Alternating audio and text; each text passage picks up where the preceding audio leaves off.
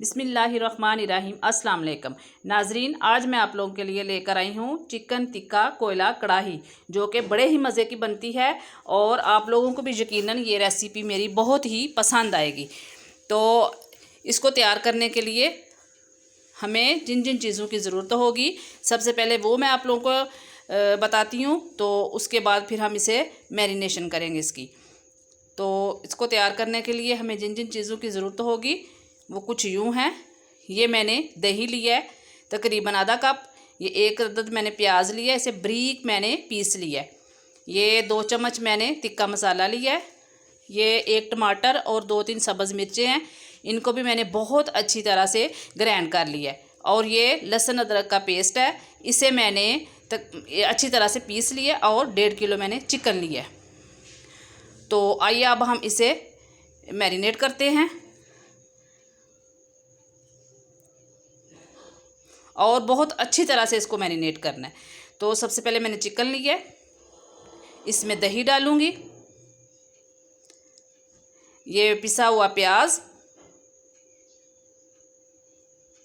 लहसुन अदरक का पेस्ट, तिक्का मसाला लिए, ये टमाटर और सब्ज़ मिर्चों का पेस्ट। अच्छी तरह से इसे मैं मिक्स करूंगी अब बहुत अच्छी तरह से। नाजरीन, चूँकि हमारे पास टाइम कम है तो इसलिए मैं सिर्फ इसे आधा घंटा ही रेस्ट दूंगी, वरना तो इसे 4-5 घंटे मैरिनेशन इसकी करके तो रखना चाहिए। अगर हो सके तो ओवरनाइट भी हम इसे रख सकते हैं।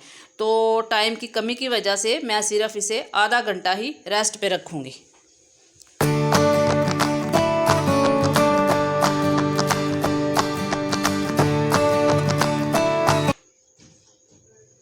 ये तकरीबन मुझे आधा घंटा हो गया इसको मैरिनेट किए हुए। तो माशाल्लाह बड़ी अच्छी तरह से मसाला इसमें जो है वो मिक्स हो गया। तो अब इससे अगला प्रोसेस जो है वो हम स्टार्ट करते हैं।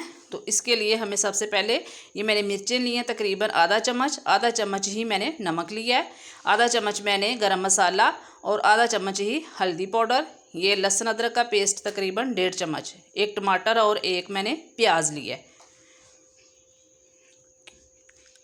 ये कढ़ाई मैंने चूल्हे पे चढ़ा ली है, इसमें ऑयल डाला है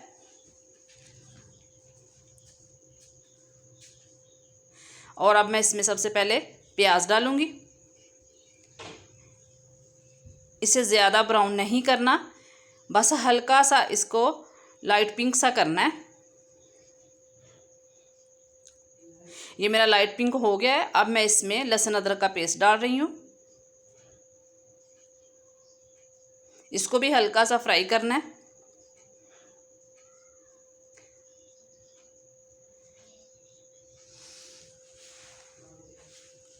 ये जैसा मुझे चाहिए था वैसा रेडी हो गया। अब मैं इसमें टमाटर डाल रही हूँ,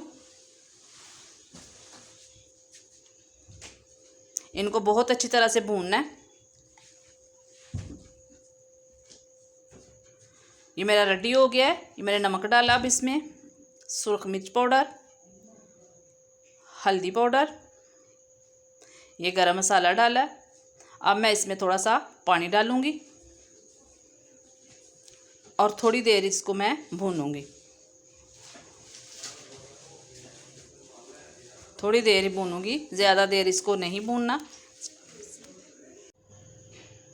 बहुत अच्छी तरह से इसको मैंने रेडी कर लिया। इसका मसाला ज़्यादा मिक्स नहीं करना, ये देखें इसको खड़ा खड़ा ही रखना है, ज़्यादा बिल्कुल इसको मैश नहीं कर देना। तो जिस तरह का मुझे चाहिए था वैसा रेडी हो गया है। अब मैं जो मैरिनेशन की हुई थी चिकन की वो डालूँगी मैं और इसे भूनूँगी।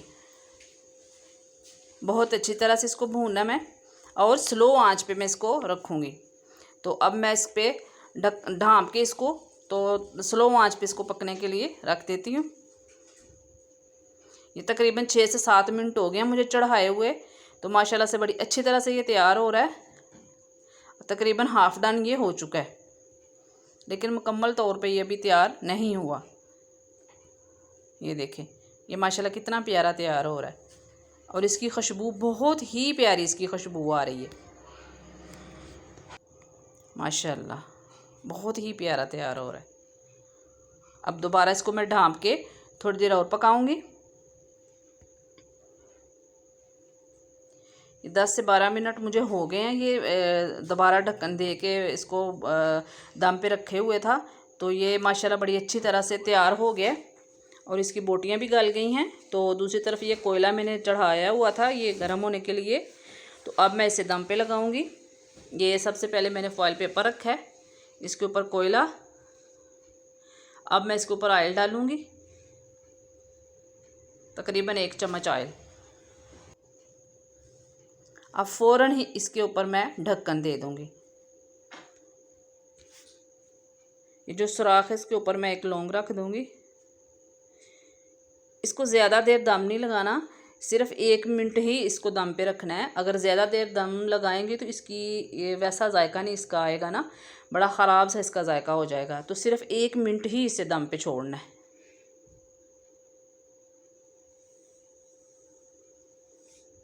ये देखें, ये 1 मिनट हो गया मुझे, तो ये तैयार हो गया माशाल्लाह। बहुत प्यारी खुशबू आ रही है। मेरा तो पूरा किचन जो है वो खुशबू से महक उठा है। तो अब मैं इसे बाहर निकालूंगी। अब मैं इसके ऊपर धनिया डालूंगी। नाज़रीन ये रेडी हो गया। अब मैं इसको फाइनल टच दे के आपको दिखाती हूँ। ये देखें माशाल्लाह ये मेरा रेडी हो गया है, बहुत ही प्यारा। ये देखें जिस तरह का ये लग रहा है वैसा ही इसका जायका है। माशाल्लाह ये बड़ा ही मज़े का। आप लोगों ने भी इसको ज़रूर ट्राई करना है और मुझे कमेंट बॉक्स में बताना है कि आप लोगों का कैसे बना है और क्या आपको मेरी रेसिपी ये पसंद आई है। इसके साथ ही मुझे बहुत सारी दुआओं में याद रखना है और कमेंट बॉक्स में मुझे बताना है कि ये मेरी रेसिपी आप लोगों को कैसी लगी। मेरे चैनल को सब्सक्राइब करना है। ओके, अल्लाह हाफिज़।